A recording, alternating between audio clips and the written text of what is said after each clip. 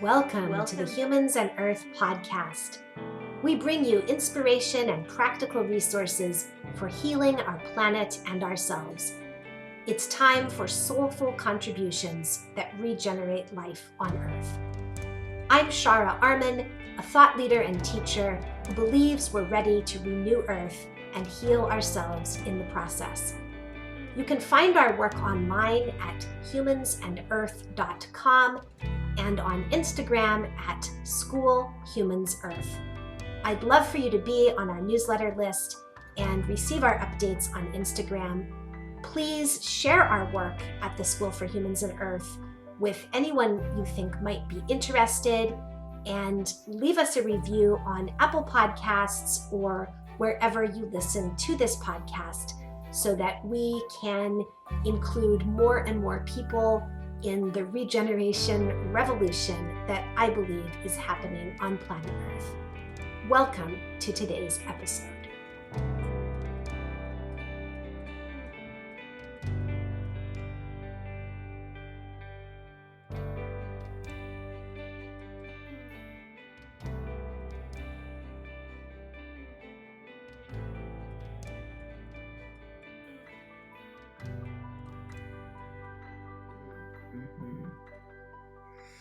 Welcome back to Humans and Earth. I am so pleased today to bring you a conversation with Reverend Rhetta Morgan. I also want to note as we begin today that my podcast host, Buzzsprout, has reported to me that Humans and Earth has listeners from the US, the UK, Australia, and Germany, as I guessed, but also from over 30 other countries. So thank you to all of our listeners out there, and thank you so much for telling friends and other people you know about Humans and Earth, and maybe even sharing your favorite episodes on social media. Reverend Rhetta Morgan is an interfaith minister, facilitator, artist, and healer who has lived and worked in the Philadelphia area for the past 20 years. Her work encompasses the intersections of spirituality, creativity, and activism, all rooted in an intention to work and live in a more just world. She currently facilitates anti-bias work for the Anti-Defamation League, leads the Ecclesia Fortify Circle, a group that supports activists to develop spiritual practice, and recently returned from South Africa, where she worked as a facilitator and healer with Atlantic Fellows for Racial Equity. You can find her work at reverendrhetta.com. That's Reverend, RHETTA.com. Welcome, Rhetta. I am so happy to get to talk to you today. As I mentioned to you a few weeks ago when we first talked, when I heard you on another podcast this past fall, I really lit up because there aren't yet so many people who are talking about a bright and hopeful vision of our future, and how many of us here on the planet who choose to collaborate really can be co-creating something wonderful. So when I heard you talk about that, I had to reach out to you immediately, and I'm so glad you're here. Thank you so much, and I appreciate very much you. I appreciate the invitation. Wonderful to be here with you. We did have a really nourishing first conversation, and from what you just shared, what comes to mind right away is I sometimes call myself a spiritual midwife, and I think about the juxtaposition of a beautiful, bright vision that we can hold, but also the courage it takes to really face the hardest things, right? And so like the birthing process, I have two children that I birthed, right? And gets pretty messy as it comes close to birthing time. And I can remember being very silly, saying, "Okay, the baby hadn't come. I don't think I want to do this. I'd like to change my mind." And I think we're in, if we look at our culture, maybe even the world, I think we're in that kind of time. Things are very, very hard, and it's easy to lose touch with a vision for what happens once the baby is birthed. I just like that way of holding how I'm viewing what's happening in the world right now. That it's very, very challenging. But spiritually, it might be possible that we're on the way to something much, much better, Yes, and I especially love the part of that that speaks to how maybe a lot of people right now are in that stage. I mean, I'm certainly hearing this from people of multiple generations and identities who are saying, I don't think I want to do this anymore. Like, the earth situation is not looking like what I want it to be or what I expected. Or if you believe in souls choosing to come onto this planet, I think a lot of people are wondering, is this really what I signed up for? And yet your analogy to birth really speaks to, as you said, the courage that's necessary and the vision that you, I mean, I've given birth also 3 times blessedly. And in any kind of giving birth situation, whether it's a woman giving birth or somebody writing a book or whatever, or someone starting a new community or activism endeavor, there is a need for that vision and hope and determination in the tougher or darker times. So I love your analogy. And I wonder if what you want to do as we get this conversation really started is just tell us about what's feeling important to you right now in your work and contributions. Thank you. So it's an interesting thing. As I noted, I do quite a bit of facilitation work, pretty traditional facilitation style. And it's interesting to me that in the last, say, 2 to 3 years, I'm getting calls to do a different kind of facilitation. Uh, Actually starting to think of it as more sort of healer work, holding circles, almost officiant rather than so more ministerial than facilitation. In several instances, organizations have a bunch of stress around harm that was done, and I think that they've tried some more traditional mediation practices. And so, I'm so curious what happens when you reach out to a minister when you're in a business setting. I think some things have really gone awry, but I have had the great honor to walk with folks who are really challenged about how to handle particularly power, a lot around sort of older generation and how the structures of power as it has been, and younger, meaning I would say 20s to about 35, 40. And sort of the newer approach to more egalitarian or more sort of circle justice kind of sharing of power. And so there's a clash of how to hold things and how to do things. And so I get to go and be with folks in the midst of those kinds of challenges, and to bring a sort of spiritual grounding into the conversation.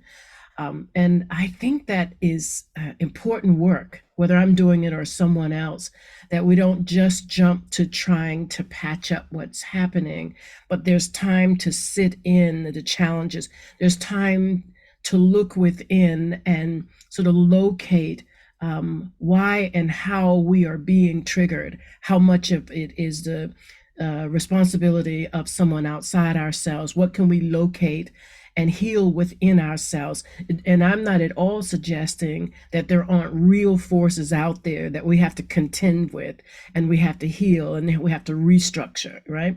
But I think if we start from a spiritual grounding, I believe what we see when we turn outward is different than when, if we haven't done our own self reflection, our own inner work. There's a lot to be angry about, frustrated about, right? And I think, but if we move from those places, we are more limited than what we can bring to a situation if we've done our inner deep work. And so This that is is, so, yes, I'm, it's so profound what you're talking about. Continue, but I'm wondering, I'm understanding you perfectly, but it's really deep territory. I'm wondering if you want to give examples of Mhm. any kind, just to make sure our listeners are following, because this is really important. Mm-hmm. Well, one of the first organizations that called me for this kind of work was a chapter of Black Lives Matter, right? And so there was a situation which could happen in any organization where two people misinterpreted sort of the structure and the I want to say rules, or the decisions of how we're going to work together. Two people interpreted that differently, and it caused a real rift between them, right? And so, an example, the very first meeting we had, it was really funny. I asked them to sit in silence in a meditative space for about 20 minutes, and boy, were they angry with me. We don't have time to sit in. It's so funny. And I thought to myself, well, you called me up. Like if you call a traditional facilitator, they would probably come with different exercises and that kind of thing. I felt called to have these people sit in the silence. And that's what I invited them to do. And it was very, very hard. So that gave me a lot of information as we moved forward. These are folks who, and it was really quite understandable. A lot of people who are doing very deep activist work are challenged constantly with how urgent the work they're doing is. Often they have a lot of opposition coming at them. Having to balance and be challenged by very, very difficult circumstances. So it is illogical, unreasonable to say just sit in silence. But I happen to believe and know from my own personal experience and the folks I've worked with, to anchor down in a place bigger and broader than who we are gives us access to some resource that I don't know that's possible without sort of anchoring there, right? So I guess that I hope that's a kind of example of what I'm talking about. Yeah. Yeah, it's so helpful. Do you want to say anything more also about that piece of inner work that you were talking about? Because it seems to me there's a lot of transformational power there. And I wish I remembered your exact words, but you were talking about absolutely being aware that there are, as you said, real forces that can be very negative that we have to contend with. Mm-hmm.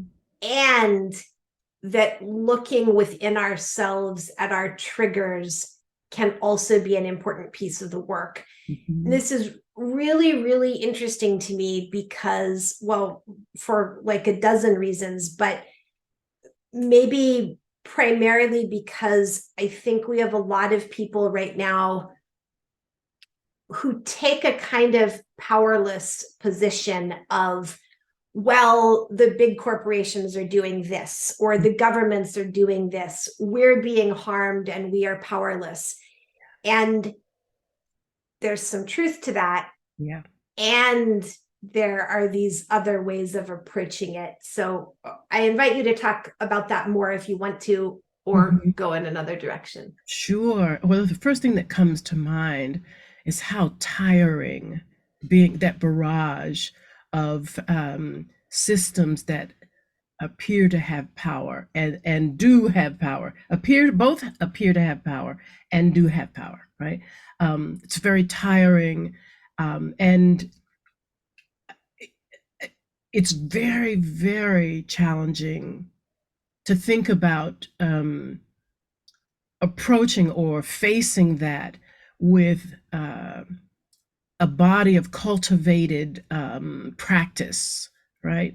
Like you're doing enough inner work so that you're face to face with some aspect of this power, and then you have choices to look through a lens that has been cultivated because you're deeply connected to the earth, or deeply connected to the cosmos, or something transcendent, right? Deep and but it's interesting even to say it, like, who has the energy to cultivate that if you're really, really tired from trying to survive and trying to work, and many people I know work tirelessly to try to support communities that are in trouble, right? So it's like asking the impossible. It's like asking the impossible. And yet human beings in resilience, in the ways that we are more than our day-to-day habits, in the ways that we can be grieving deeply and look up at the sky and remember that the cosmos is something miraculous about being here. Like, there's a way in which we can infuse the most difficult of circumstances with a sense of power and awe and sacredness, right? We can infuse that in. And I think it sometimes takes community to help us get a hold of ourselves in such a way we can remember that that's a possibility. Sometimes we can't do it alone, right? And so I love to accompany people. I love to accompany communities, and love that look on folks' faces when they're tired and beat up. And then you talk about a blossom, or you talk, you just, I'd like to remind myself that we're on a sphere hanging out in space that's been for billions of years doing a dance around a ball of fire, right? It's like miraculous. When I remember the bigger picture of what's going on, then I can take a breath and come back into whatever it is I'm facing a little bit refreshed or renewed. Right. So now that gives me a little more energy to look at what's there.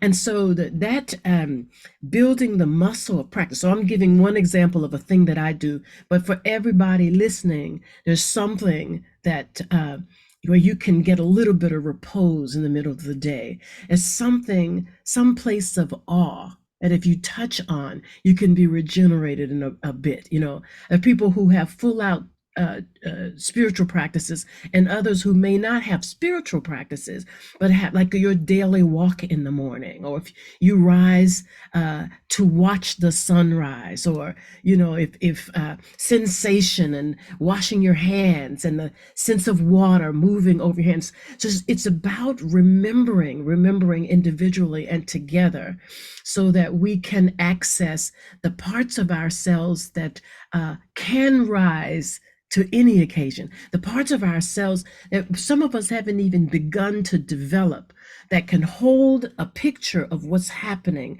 big enough so we can start thinking about what it can be done. If the way, I think I'm going off the topic a little bit, but I just feel called to share this. If the way we tell the story of what's happening in the world is so small that by the time we finish the story, there is no opening for an answer, or for awe, or for the miraculous, then we need new stories. We need new stories. We need to talk about what's going on in the world.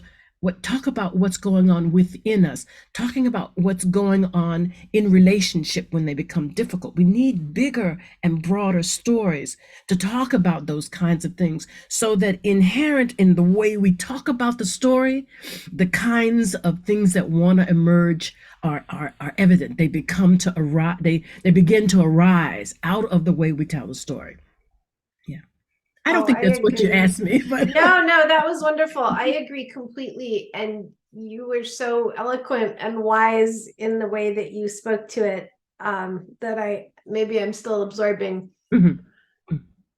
So this links to personal power for sure, right? I mean, that's one thing that I was thinking about as you spoke just now, is that it seemed to me that part of what you were talking about is finding the bigger story. And I love that also connects to some other work I've done. So I think that's really important. But identifying the bigger story and this personal groundedness and connection to the bigger story and sense of meaning, Yes. that also turns out to be an activator of a person's power. Do you Yes. agree? Absolutely. Absolutely. Yeah, and power is I'm feeling like there's a deficit, and I think you spoke to this as well. A lot of people, the way we tell our story is sort of from the almost the victimized point of view, which is true and real, right? That's one, and I don't mean at all to downplay how important it is for us to be able to face exactly where we are, how we feel, and have a relationship to that. And we are many identities. That is one, right? And so we get to be compassionate, or in group settings, we get to hold each other in the places that are sore from the ways in which we've had to deal with the different kinds of things coming at us, right? So that's one identity. We also have within us, I would say, an identity around resilience. You know, the part of us that says, no, we're not going to agree with how you treat us, right? Well, we also have an identity that spoke of, and I guess these may not necessarily be identities, but I am starting to kind of play around with that idea that they actually are, right? The part of us that is the all maker, the part of us that remembers and has a connection to something beyond our everyday world and our everyday practices, like a lens that we can look through. And I think a lot of it's like we hold these different lenses. And I think some of the work of today is how to sit in more than one of those identities, so that we honor the part that feels victimized, right? And that part has a place within us. Because for me, the bigger picture is about wholeness. It's really about the whole picture. It's not necessarily about one side winning. The right side is the whole side, as healthy as we can get it, right? um, Yes. uh, but yeah. So absolutely, personal power, and that is a place where I focus. I feel pretty clear that my calling, my work, is in that deeply internal space, and I think it's for others to take that work, and I do get the opportunity to work in community, but there's a whole other, and maybe more than one, the ways in which that work then turns towards systems, right? And gets us in the kind of shape we need to be in to then take on those systems.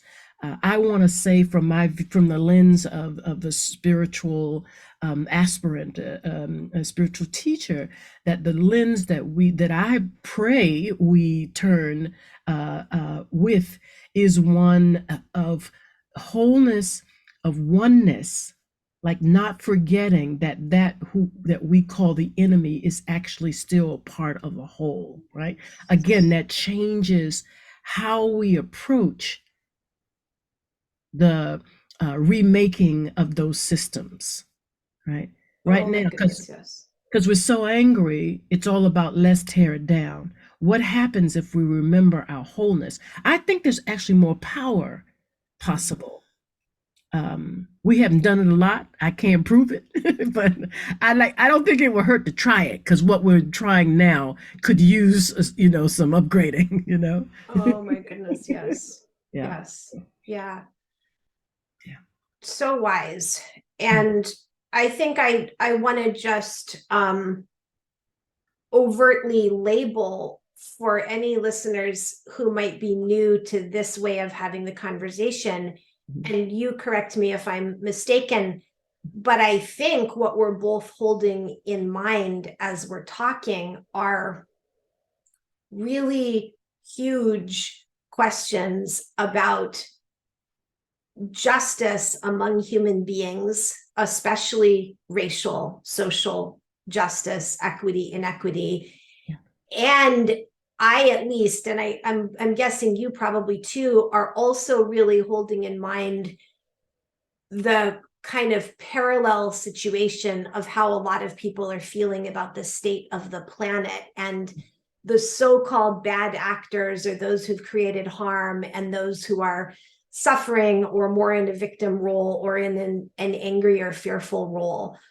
Does that sound right to you? Absolutely. Yeah. Yeah. And so I think so much of what you said is tremendously helpful, because we're in this dual place of most definitely needing to recognize harm has been done, harm is being done, Yes. to many people, to many creatures as well, to many systems, human systems, earth systems. And there is a role, and you and I talked a little bit last time we talked. I don't know if we'll do that today, but I'm at least going to name it for our listeners. Mhm. There's certainly a role here for recognizing the picture of trauma, and indeed that victimhood and harm occur. And as you're talking about, there's this additional lens and place of power Mhm. of not only considering the huge picture and the wholeness, but really seeking each individual's power and authority and resilience. Mhm. And you and I might even say inner divinity Yes. within this whole picture. Yes. Yes. Oh my gosh, it's wonderful how you name that, and my heart feels something because it does feel so big. Um, you know, I'm thinking about what I know, and it's very limited about some of the traditional spiritual, like religions, like the traditions, the and all of them speak to some aspect of what we're talking about here. The facing the unspeakable, and um, in some way being triumphant, to stand when there seems no reason to stand anyway, right? I'm thinking of, there's a poem, I can't think of all of it right now, right? And so, yeah, when you lay it out, it's like, whew, it can be tiring even to hear it. So why should we stand? What's the purpose? What's the point? What is the point, right? When it's so big and so daunting. And immediately my question is, well, why not? Why not hold a vision? Why not um, cultivate inwardly a sense of awe and power and possibility? Because I think at the end of the day, we don't know what's going to happen, right? I like to live as if it is possible for justice to be the way of the world. I like to live as if right now, I like to practice on a small scale to the best of my ability, right? What justice could look like in my, internally first, right? And then in my closest relationships. And so to build this vision, counter vision of justice being way out there somewhere, and the vision of it's happening right now in this tiny moment. Can we expand? Can we live justice right now, right here, and individually, and then to share that outwardly? Can it, so yeah, I mean, we could each, and I think we will each, when we hear that story, sort of decide our positionality in terms of where we are, how we hold that story. And so I hope to offer another possibility, another way of holding those big, enormous questions. And I'm in the yes for what's possible. I'm in the yes for remembering and looking for stories of how humans are already learning from ecosystems, learning from nature, how to regenerate, and weaving themselves into those processes, and being remade by what we learn from nature, right? And to bringing that into our communities, our human communities, and learning and sort of rewiring the circuitry that trauma has sort of wilted and to some it's almost seemingly destroyed, right? We get to weave in some new circuitry. I think every time we walk outside and step on the ground and take a deep breath, there's a little bit of weaving that can happen almost no matter what is happening around us. And it does take, I think, a lot of chutzpah, a lot of somethingness to latch on to what we receive when we connect to nature or when we connect in community. You can sing a good song in community and turn a whole bunch of stuff around in terms of how we're feeling, right? It takes something, but maybe it's the different set of muscles, right? To have the experience of awe and to choose to lean into that, to cultivate that, and to look through that lens into what's happening in the world, what's happening to ourselves. I think it's a tall order, but why not? Yes. Why not? Yeah. Yes, and I really appreciate you using the word choice because while I want to be very compassionately aware of truly difficult and limiting circumstances that people face, also it does seem to me increasingly that where we cast our gaze, which story we are participating in, which story we're deciding is more true, has so much power. Yeah. And, I find myself in conversations with people, particularly on the environmental and earth issues front, although also on the social justice front. And it just seems to me increasingly true that we have a choice to look at the disasters and the reasons for despair, or we have a choice to look at this other story that's also unfolding, which is a story of human empowerment and healing and regeneration, as you said, rebuilding, collaborating with one another and our planet. And so both things that are happening are true, but which one we continually empower with our gaze, our focus, our intention, our belief, just seems so rich and crucial right now. Yeah, and it's very complex, isn't it? So I am a person who only recently is talking about choice. I have not felt. I have felt that sort of. There's something organic about what arises that wants and needs attention, and something organic about my own capacity to pay it to be in that dance. And it has not always felt like a choice. It's felt, it has not always felt like that. And even now there's something emerging that I don't have all the words for yet, but less like a traditional choice and more like, because of the depth of work that I've done, what emerges appears to be a choice. I don't know if that's kind of an idea that's trying to form. So forgive me if that's not really clear. It looks and feels, say if it looks like a duck, right? It looks and feels like choice. But if it actually to me seems like a counter force emerging from this combination of really being courageous and facing the hard and the difficult, and many years, many tears, many group sessions, facing really challenging things, not only that happen to me, that are happening to the planet, that are happening in community, like a willingness to really, and to me that doesn't feel like the victim. It feels like it takes a lot of courage to be face to face with the depth of tragedy and the way oppression sits on folks. It takes a lot of courage, right? And there's a way we can sit in that that becomes a cycle we stay in, or there's a way we can face that with compassion that grows us up out of that, right? That grows us beyond that. But it doesn't negate the truth of it.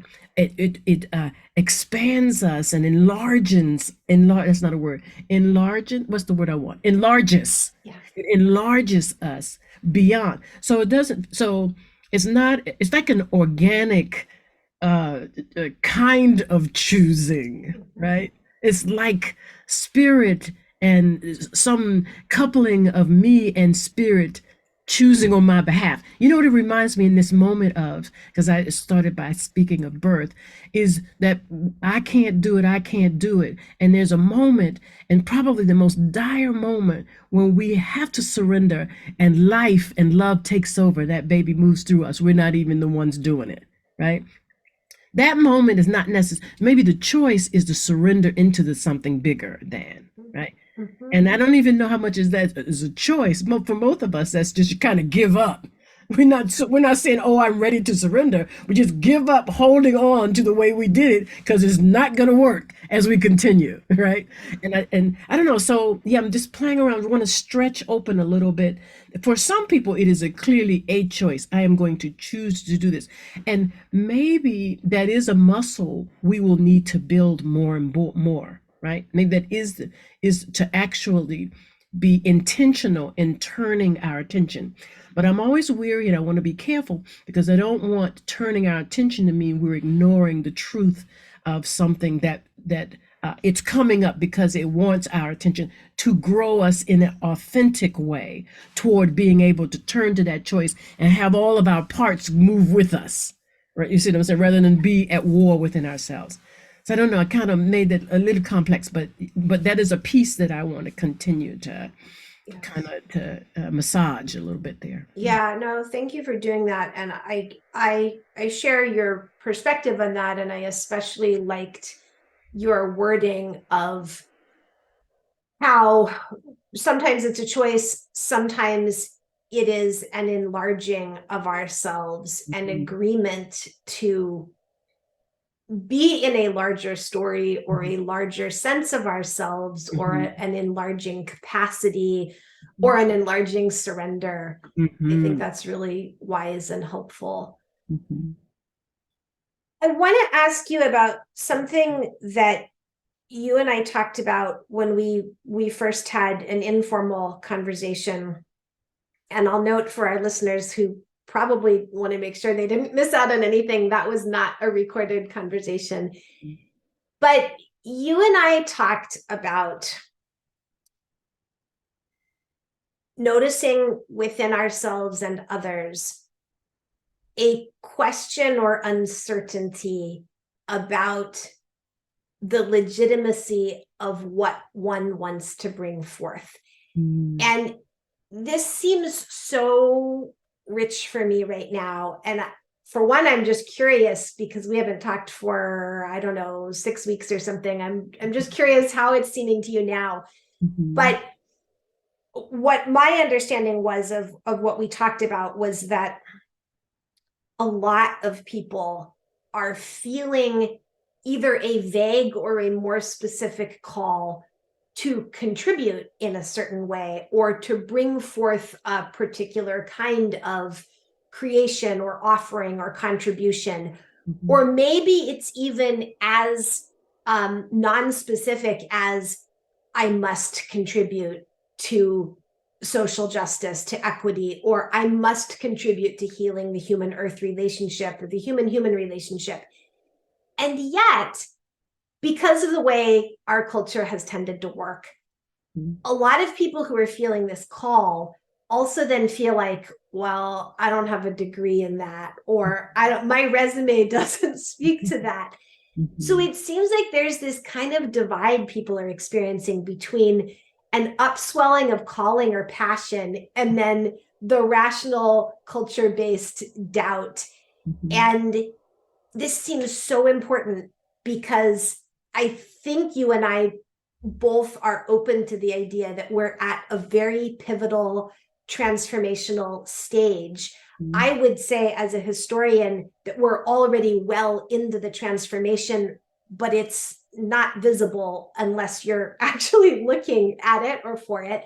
Mhm. But if this is true, if we are in a transformational stage for human life on the planet, then people who feel this calling to contribute have to contribute.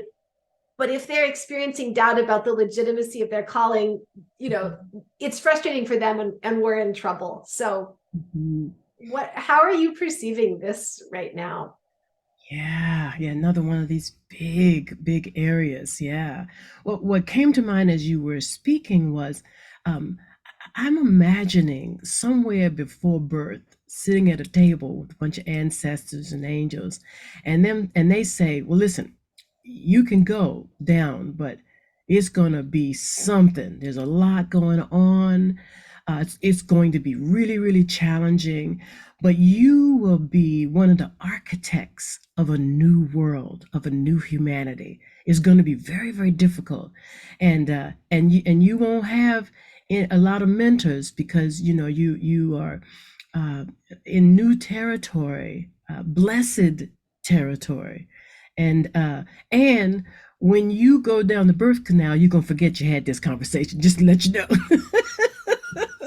right? So, yeah, there's again we talked about different ways of looking at what's going on, right? One way is of looking at it is, whew, we're down. It's so hard, and I have this thing I want to try, but what I know traditionally is you have to get training certification. I don't have that. Maybe I don't have the right to do that. I'm a person, a white person in a black group. Maybe I don't have the right to stand up and speak. I'm a man in a group full of women. Maybe my experience, I have an idea, but maybe they're not going to want to hear it or whatever. And I don't know. What I want to do is say a curse word, but I'm not going to do it. So sometimes we give ourselves permission to see a certain thing and say, you know what, I'm going to go in a different direction, right? So okay, that's one way. Another way is when that feeling of illegitimacy comes up, what kinds of practices and resources do we have in our spiritual toolbox that we can go to help us return to the declaration that we must have, like, in order to do what I'm suggesting, somewhere you have to have a sense, whether you adopt something somebody else said from their clarity, whether it comes from spiritual teaching or one of like Brene Brown or Deepak Chopra, whether it comes from a teacher, a spiritual work, another person, somewhere you got to have a declaration that I am here to support this time. I am here. I bring myself here to do what I can in this time. You got to have it. We don't always believe it, right? But you got to have a center. It's like having your grounding, right? A place to ground, right? And then you build your spiritual resources so that when the part that doesn't believe that comes up, you have somewhere to turn. Now is a place where choice comes in, I think, right? That place comes, oh, I don't know. And listen, I've been cultivating this for many, many years, many, many years. So I'm very excited at this point. When we spoke, I was sharing that this idea of legitimacy arose for me out of work I was doing in South Africa, which is the culmination of pretty much all the areas that I've worked very hard to heal over the years. I got to work at a very high level. And at the end of that work, I felt like I received from the ancestors, you now have permission to completely let go of any sense of illegitimacy. The times asks that of you, right? Spirit asks that of ancestors require. I have some funny ancestors. They say things to me like, well, we're really not asking your opinion, but this is what you're going to be doing, right? So my ancestors require it. I believe that the planet, the earth, invites, right, uh, us to come forth, and if it's helpful, maybe even to create a story that way, like all the ways that we are being invited to stand before the ways culture works now and offer a different way, right? We stand before, for some of us, we kind of wrestle with it. We got to fight. We don't really have to fight. We could stand, take a deep breath. This is the direction I'm going. I don't have a whole lot of reasons yet why, that quote that talks about there are no bridges, you build them as you walk, right? We build the path as we go. And I think that's very important to add to our spiritual toolbox, to remember there's not going to be a whole lot of built-in recognition, adulation. There's not a whole lot of mentoring, because we're building the path as we go in this incredible time. Oh my God, it's like, oh my God, it's so horrible. Oh my God, what's possible, right? We're in the oh my Godness of a transition that humanity has never seen before, I believe, right? And so yeah, building a toolbox with resources that help you turn back in the direction of and I think it's specific to people's personality, people's styles, people communication style, like what that looks like. I'm sharing for me what it looks like, to go out, stand on the ground, and breathe deeply, and just imagine, the magnetic field of the earth just penetrating my whole body, and claiming me, so that as I move in service to her, right? Yeah. If you're an artist, paint pictures about the world to come and your place in it, what you did. That on the other side, maybe nobody knows your name, but on the other side, something works well because some tiny act you took, something you said, somebody you wrote, somebody's hand you held, somebody you spoke to that was very difficult for you to speak to, some stance you took, in a meeting where you stood up and pointed folks toward the North Star, right?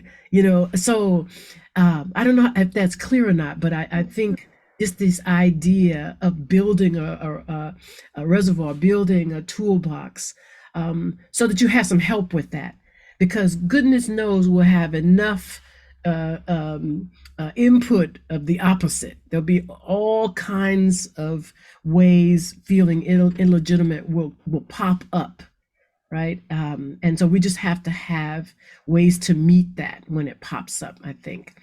And we do this work, we build the muscles until we have an internal sense, which I feel like is what I'm on the cusp on.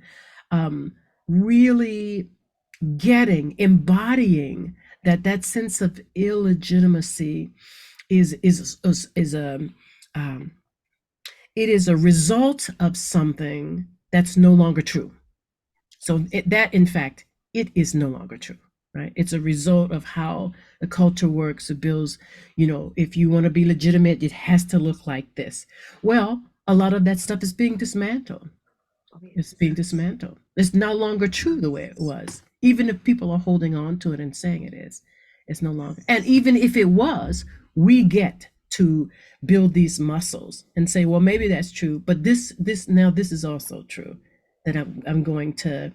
So yeah, so I want to support, encourage, even dare folks, do follow that heart call and get in touch with the place where you think about doing something and it makes you really nervous and sweaty. Like, what do you need to move, to grow into, in order to be the person that can answer that heart call, right? Who do I need to become so that I can answer that? And sometimes even before we become that person, we take a deep breath and do it anyway, right?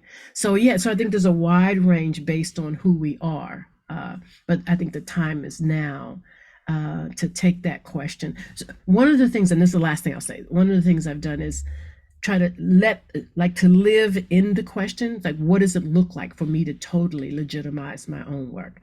And then to live in that, to turn my attention to it, and then look for the answers. And I feel like I find them every day. So yeah.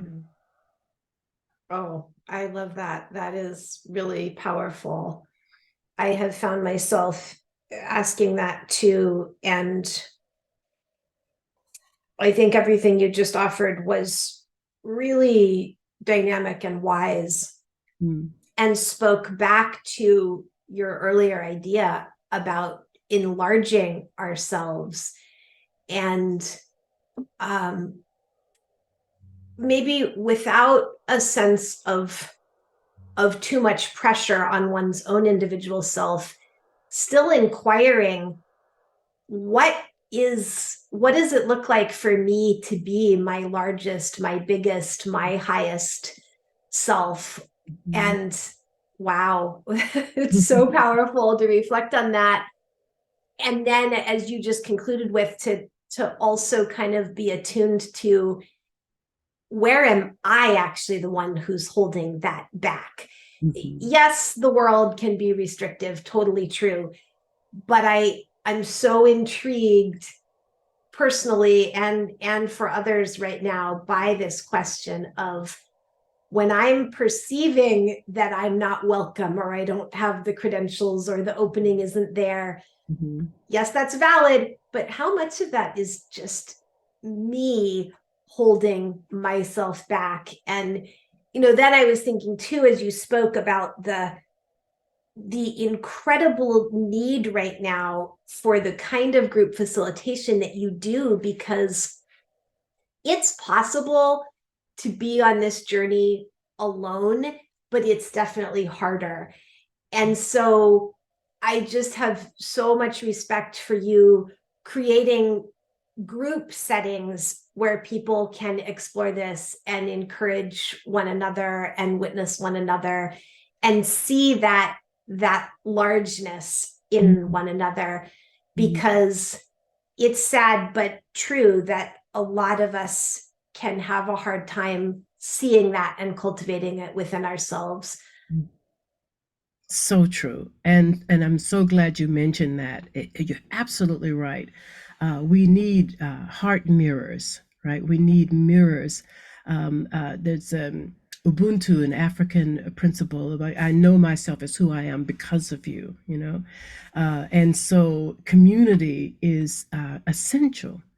Community, whether it's a few good friends or family members, sometimes it's in the work that we do in the world, in activist circles, in spiritual communities, whether it's pagan circles or like however we gather, there is such power there. I'm thinking now of my mom and her sisters gathering in the kitchen, and I think women probably all around the world from all kinds of cultures, maybe women and men, but people gathering in places that are nourishing, right? And in those circles are the seedlings for what we're talking about, for us to see and grow each other.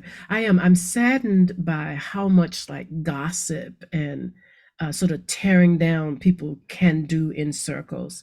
It saddens me, and I'm not in like a work situation now very often where I sort of have to be in that. But when I am, I try to figure out the most compassionate way I can to speak to it, because I don't want to, it's one of the hard lines to walk. I don't want to put anybody down. People might need to, sometimes they need to get stuff off the chest or whatever. But I want to be in service in such a way to, sometimes it's just a question of changing the subject, or if people are open to, just a little bit of a glimpse of how we can turn that energy of sort of dismantling or pulling down into something that helps enlarge the whole group. Um, yeah, when I'm welcome to do that, then when I'm invited to, I certainly do that with gusto. But even when I'm not necessarily invited, I'm always thinking about, is there a way I can insert something here? But the first and most important way is to be in compassion and try to move out of my own judgment about what other people are doing. Right. So it's holding the complexity of that, even. I'm noticing with sadness that we are using energy in ways that we could then fuel some of this expanding and enlarging ourselves. And I think that's a question. So some questions I think unfold in the doing, right? We have many, many manuals of how to do things differently. Some questions live in the moment, right? And I think this is one of those places. We do all that cultivation and work within so that when we arrive at the moment, we can access what the moment is calling for, right? Yes. Um, so yeah, yeah. No, I agree. And I was thinking too, as you were speaking to that, that's completely true in group settings, and it's true inwardly, because turning that compassion toward ourselves is also so vital. I know you don't feel qualified. I know you're feeling doubts. I know you're feeling fear. I know you're feeling there may be opposition. I Mhm. know you're scared to put yourself out there in this way, all of this. Mhm. And Yeah. as we feel compassion for those parts of the self, then maybe also we can step into this larger self that we've spoken about today. Yeah, yeah, that is one of those big questions, that place where we are um, sort of almost co-opted by the voices within that sort of reflect back maybe some aspect of the culture, the way it sees us as not necessarily qualified, those kinds of things, right? That place and what it takes to, in that moment of being in that, to again to turn toward um, grace, to turn toward compassion, and then almost like that, you walk across the bridge of compassion, and it delivers you to the shore of, I want to be in service to love on this planet at this time. What might that look like? Right. Yeah. Thank you. What an honor and a delight for me to get to be in conversation with you, Rhetta. I absolutely loved this. I hope maybe we'll do it again. Would You love to. have offered so much insight, and I'm really grateful. I'm sure our listeners are loving this and are mesmerized. Mm. Do Mm. you feel complete, or is there any way that you would like to conclude? Well, I would like to end with just a little bit of a prayer, if that's okay.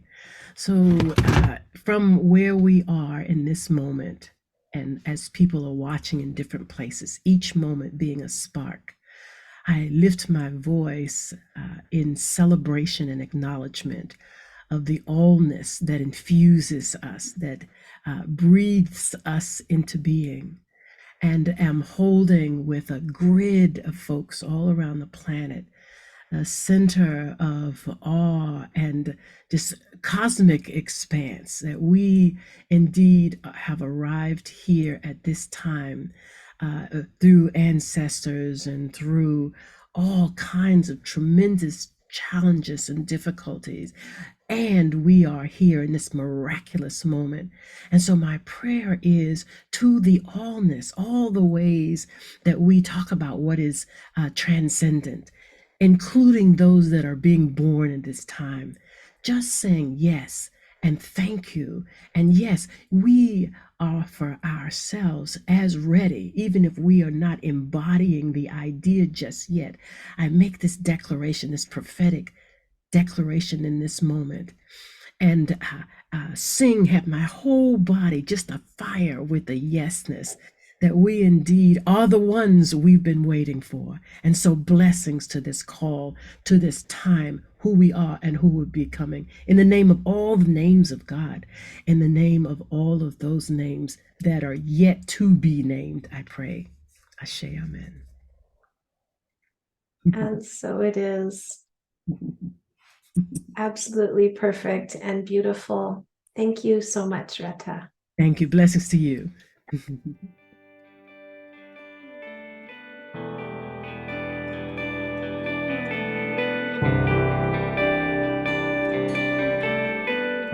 Thank you for listening to Humans and Earth. Please share this episode to broaden engagement in the regeneration our world needs. You'll find social media links in the show notes. To explore our other offerings, visit www.humansandearth.com.